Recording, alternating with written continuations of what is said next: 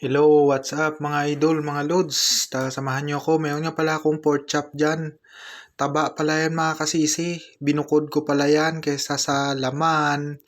Pinalutong ko lang pala yan mga idol at mga lods sa sarili niyang kawali sa mantika. Yan pala yung iba, yung mga laman. Siyempre tinimplahan ko yan ng breading mix at saka flour mga kasisi. At lulutuin natin yan ngayon. Samahan nyo ako. Yun, ito na nga pala. Naglagay tayo ng kawali at saka may mantika na yun mga kasisi at nung uminit nilagay natin yung pork na may flour. Samahan nyo ako, ito na, luto na. At yan na lang palang naiwan mga kasisi, ang iba ay yan na. Yun, binaliktad nga pala natin. At medyo golden brown na. Siyempre mahinang apoy lang ang pagluto niyan mga idol at mga loads.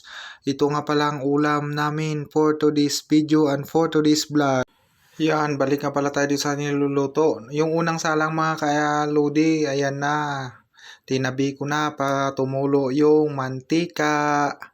At yan na pala ang pinakahuli mga idol at mga loads. Shout out to all followers and viewers. Yan.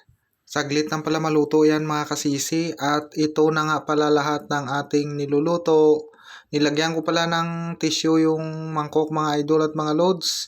At yan na yung taba kanina na pinaito natin. Hanggang dito lang. Thank you for watching.